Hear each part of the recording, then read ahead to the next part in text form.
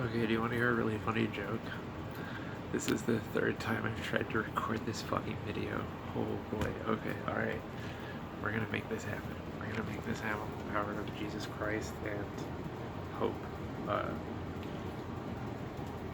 I am trying, I've never done this before, but I'm trying to review the absolute piece of fucking shit movie I just watched. It's a Netflix original, I think. It's called Rebirth. Basically, it's a thriller horror movie, I think. Yeah, it's considered a drama and a thriller, and I hate it. It's a piece of dog shit, and I want to tell you all about it. So, uh, the main character's name is Kyle, and he works at this bank, and basically, like, he has like a wife and a kid, but they don't really talk about her very much to the point where like I didn't even know that she existed until like 20 or 30 minutes into the movie, or the kid.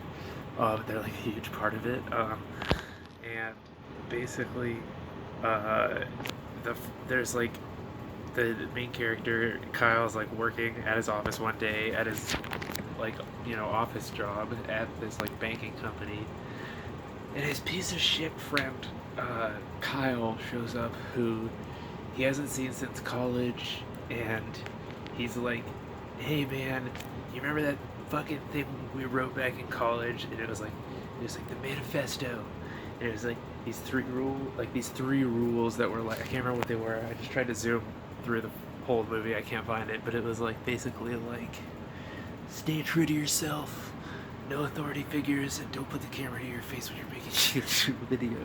I can't remember what it was. Basically, like, stay true to yourself, be really cool and unpredictable, have lots of fun, no authority figures. I can't remember exactly what they specifically were, but it's basically like these three rules that were like that. And the fucking main character guy's like, yeah, I really don't even fucking remember any of that. And he's like, oh, well, you should, man, because I fucking remember it. It's pretty important to me, actually. But then he starts going super vague, and like to the point where he's like he invites the main character to do something over the weekend, and is like purposefully vague. The camera's over there. Why did I do that? So that basically he's like being purposefully vague about what his intentions are, what even is gonna happen. He's literally asking him directly multiple times, like, what are we doing? How long is it gonna take? How long should I tell my fucking wife and kids I'm gonna be gone for? What should I get? Normal fucking questions, and this guy is just like, you're gonna enjoy it, man. And for some reason, this fucking dipshit main character, because he has to, oh, I bet that's so loud. Oh god, I'm the worst. Wait, is that louder? Anyway, so like this dipshit main character just says yes because he has to for the story to happen, and then basically, he goes and, oh, big fucking surprise! It's like a cult called Rebirth, and he shows up late. But it seems like his friend somehow knew he would show up late, which doesn't make any sense. Um, I don't know why the camera keeps getting closer to my face. Probably because I'm holding it with one hand. Anyway, so I have to gesture. It's very important. So basically, it seemed like for some fucking stupid reason, the fucking friend from college knew the main character was gonna show up late to the hotel when he like said, "Yes, I'm going to go," and then the main character shows up to this like dining room that has like the name Rebirth on the door, and it's a bunch of like empty plates and people cleaning it up. He's like, oh fuck. He asks one of the people cleaning. He's like, do you know where they went? The guy's like, sorry. And as he's about to leave, he realizes there's like a folder that says Rebirth on the table by the door. And he picks it up, and he's like, oh, maybe this is like, I got the schedule, because he still is stupid and doesn't realize this is like a cult thing. He doesn't realize he's in a horror movie yet, and so he thinks like, oh, this is gonna be a fun like retreat, like a self-help retreat.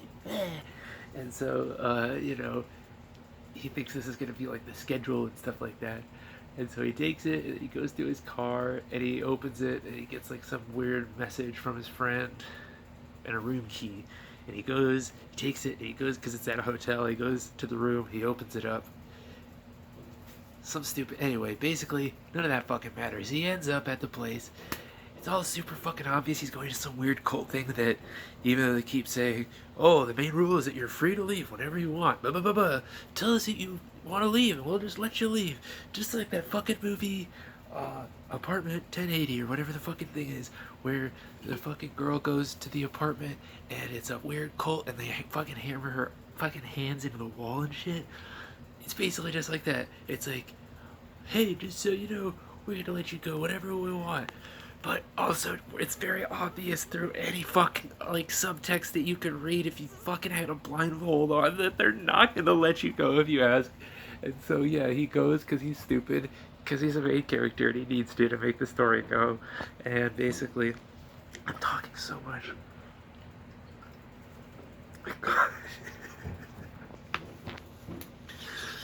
So, so basically, oh, there's this fucking blonde lady who I hate. I wish she wasn't even in the fucking movie, to be honest. But I think the reason she's there is because this movie is like, it's very important to the people who made this movie that it has lots of very direct, on the nose, unmistakable subtext that isn't even subtext. It's just like, this is what the movie is about. It's about cults and stuff and bleh. Like, yeah, it's not even subtext at this point. And so, this lady, if she was gone, most of those problems would be gone. But anyway, she's like this blonde lady. So when he gets on the bus at the hotel, the whole fucking thing starts with her basically, every time he tries to, like, he's like, so am I allowed to get on the bus? And she's like, I don't know. Are you? He's like, I don't know. Can I get on the bus? And she's like, I don't know. Can you? He's like, I don't know. What's the rule? Are you allowing me to go on the bus? She's like, I don't know. Are you allowed to go on the bus? And that's literally all her fucking character does, you guys. That's literally all her fucking character does for the whole movie, is just sit there, and every time the fucking main character says anything to her, she just turns it into a question. Can I please leave? I don't know. Can you leave? Can you? And it's like, fucking leave the movie, bitch. No one wants you here. Anyway, so he gets it. So the main character gets in, and it's like this weird, like, it seems like one of those, like, abandoned buildings that one of those, like, YouTubers that go to, like exploring with person's name, type, those kind of YouTube channels, like urban exploring kind of thing. Like, it seems like maybe like a abandoned hospital or something that they're shooting the whole rest of this thing in, and there's like spray paint all over the walls, and it's like kind of all trashed, and it's kind of like the 90s Teenage Mutant Ninja Turtle movie, at the Foot Clan's like hideout underground with the skateboard ramps and the, oh, you got any cigarettes? Marlboros are regular, or fucking, what was it? Menthols are regular. So it's basically like that, but it's like this weird, so like, they go in, and that guy from the Sarah Silverman show, who's one of the gay guys that lives together, it's the gay stoner brothers, it's one of those actors, the one who's not bald, I don't remember what his name is, sorry, the one who has glasses, big thick glasses, he is like, shows up, and he like grabs the microphone, and there's like a light that comes on, and all the people from the bus are standing in this room staring at him, and he's just like, so yeah, blah blah blah. He tells everybody all the rules, like, first rule, if you want to leave, you can leave. Anyone who wants to leave, they can leave. Rule number 2, no spectators. Why? Because spectators judge. Rule number 3, fuck, I don't even remember what they were, but those were 2 of them at least. Those were 2 of the 3. I can't remember what the third one was. And then he makes this big point out of fucking shitting all over the main character. And that's kind of when you start being like, oh, this is probably one of those situations where he's kind of like, it's maybe even like more of a ruse on this guy than it initially seems like. It's more than just like a cult fucking with all of the people in this room. It seems like this guy might be kind of special in some way. Spoilers.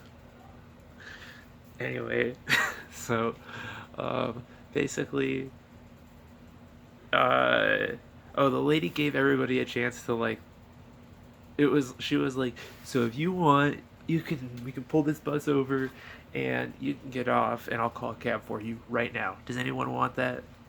But here's the thing: she said that like 30 seconds after they'd started the bus and it was already on the highway. And I'm just like, yeah, they're just gonna pull over on the highway.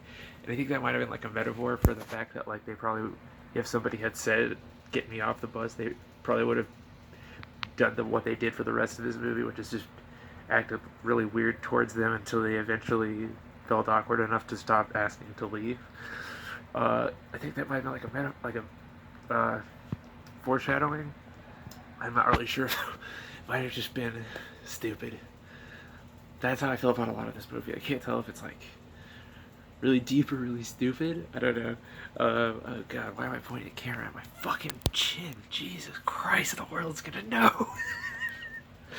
Okay. Oh god, I only have like 3 minutes of camera time left. Okay. So basically, yeah, no shit. Things start getting weird.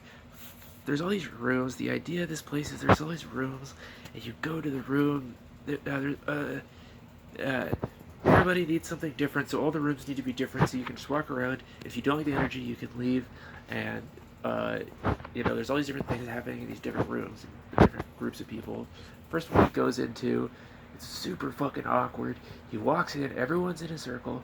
He's like, "Can I come in?" And it's all that weird, like, I don't know, can you come in?"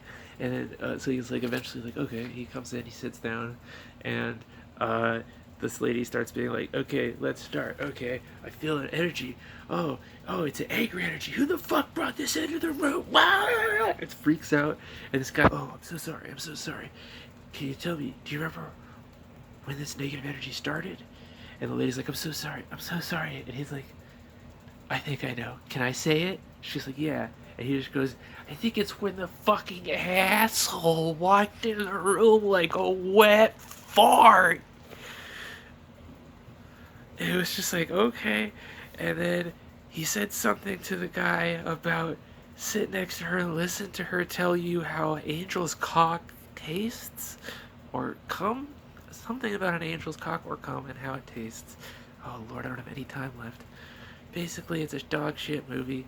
The ending was like this. You had to watch the credits because it was like a video that he made. Because after he got back, oh, I'm gonna have to make a part 2. I hate everything. I hate my life. Should I just cut it off now and then start the part 2? Fuck it.